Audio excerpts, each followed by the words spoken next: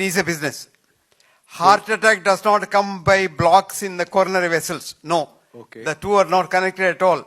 Heart attack comes when your mind is bad. So if you can mind your mind, you can avoid your heart attack to a great extent. Your all four vessels can be blocked. Nothing happens because the vessels were not blocked yesterday. When the doctor frightens you 100% block of a vessel, it didn't happen yesterday. It happened over the last 25 years. And when the vessels started getting blocked, nature provided bypass. And if you carefully look at the angiogram, you will see lot of God-given bypass for you. And they are called collaterals. You don't have to worry. They are much better than others because then your heart learns to live with less blood supply. That is why I always say it is better to have blocks in the heart, in the coronary vessels. Yes, you said rightly. It is business. It's not a small business, it's a big business. Most of medicine is a business today, actually. Then. You are right. Actually, in the corporate culture, if you don't do business, you are not there as a doctor. You are thrown out. Targets. You have yes, targets. yes. Medicine is a business. Thank and you. corporate hospitals are a business. You know, medicine was so bad in 1823 that a thinking doctor started a science journal called The Lancet. He said, I will call it a Lancet because the doctors have become an abscess on the human body. I'm going to cut it and excise and take the pus out. And he did it when 1823. The journal lasted 185 years now. Very famous journal. The present editor said, what has happened to medicine since the Lancet started?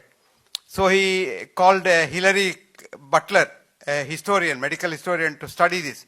She took 2 years to study, and what she wrote at the end was, what was once a bunch of bad doctors in London has now transformed itself into a corporate monstrosity all over the world, killing people left, right and center. That's medicine. Thank you, sir. If it is not a business, it doesn't exist. Yes, madam. No, sit down. Please sit down. No, sir. It's okay. Please, for heaven's sake. Oh, absolutely fine.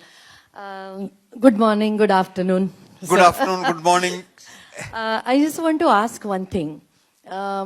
Just you said medicine is a business. I have gone through an experience that last year, two years back, I had some severe back pain. Okay, I had been to one very good hospital, like you can say 5-star hospital, and then after my MRI and X-rays and all, the doctor said you have to do the operation for that. You have to undergo the surgery. My God, you didn't have it? No, I didn't Good have. that you didn't have it. Yeah. Otherwise you would have been in bed now. Yeah. So, and he said he had given me that 8 hours operation and all. But I went to some another person, like, and then I just wanted to find out, like second opinion. And then he asked me to do certain exercises. I have done that. And then he said, no need. Okay, of doing an another operation. doctor or the same doctor? No, another doctor. He's a Another good doctor, doctor. yeah. Another 5-star hospital. He is a good doctor. Very good doctor. Yeah. He was the spine surgeon there and the last authority, it seems. So somebody had given me that reference and I had been there. So, and again, this year, some problem I had gone to another regular orthopedics doctor, not to the you can say that so-called third doctor. Okay. And that third doctor also said no need of operation. How can that doctor had suggested this? Okay. So this is the story. Now I just want to know that since you are such a great person, I just want to know. I'm a human being. No, sir. Can a patient has got that right to ask before sleeping on the operation table? That I just want to know that exactly what had happened. Is any rule is there in your medical ethics or in our law system? I just want to know because this had happened for many people, even angiography, angioplasty. So many people, they are suffering through this. As you said, medicine is nothing but business. So as a common people, rather human beings, do we have any that kind of system that we can just go and find out whether this operation is needed, whether really there is a blockage, or again will flow in the stream? I really want to find out. It's a good question. I'll give you a very simple solution as a patient. Number one, never submit yourself to surgery on one opinion. Okay. Take a second opinion. Because medicine you can take. If something goes wrong, you can survive. But surgery, if supposing they had operated on your back, you would have lost your power in the limbs permanently. Yeah. I have a doctor who went for this kind of a surgery because I always say never go for back surgery. And he's completely paralyzed now. He's in bed. And poor chap has no wife also, so he is in real trouble. He was my old student, but he is in real deep trouble now. Now, the other thing I would like to say, when you have a backache, never see a doctor. See a physiotherapist. He will cure you with simple physiotherapy. I will give you an example. I had a patient in Chennai who came to see me with the backache.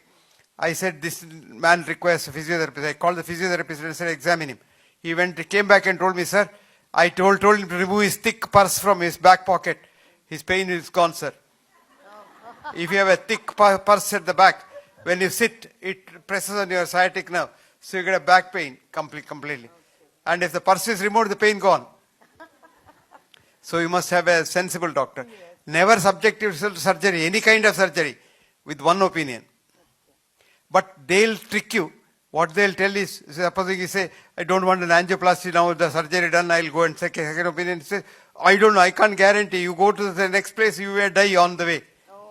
Which is all not true. That's the thing. Not true at all. Yeah. You can always take a second opinion. So that's the psychology, no? Like we feel it is emergency and then again we have been Amma, cheated if you somewhere. don't use the psychology, we can't make you a bakra of you.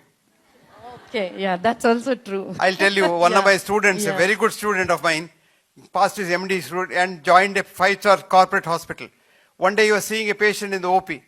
So he was trying to tell the patient something. Then the cardiac surgeon was passing by. So he called him, come out, I want to talk to you. He went out. He said, see, in a corporate hospital, this is not what you do. You first, when the patient comes, find out who is funding him, whether he has insurance, whether he's got rich parents, whether he has a lot of money. In that case, you refer him to me. I will manage him. Supposing he doesn't have anything, then you give him whatever you do and send him off. It requires medicines only. So you have to intervene to make money. And we have to make a bakra of you by putting fear into your head, saying that your vessels are all blocked.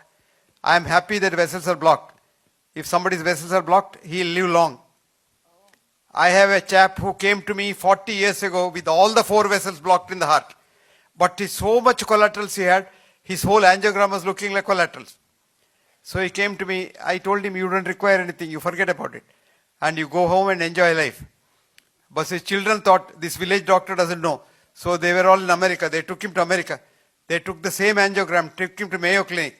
The Mayo Clinic doctor saw that and said, ask your father to go home, have a peg of whiskey every night and enjoy life. And now he is 94. 94. He's still alive. 54 years later.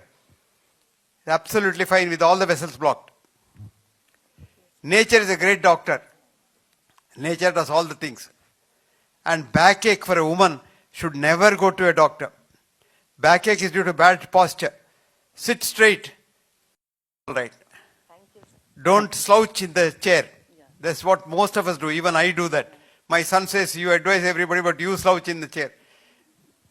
Thank Sing you. sub, sat now. Sit straight up. Back straight. And when your back is straight, your back is no problem. Thank you so much. Welcome.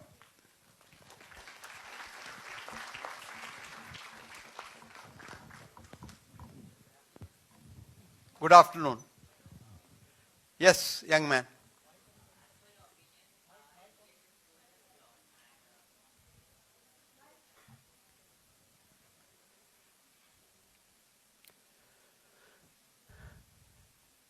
Tell me. You believe that our education system is flawed, and I'm a frustrated student, so I believe the same. But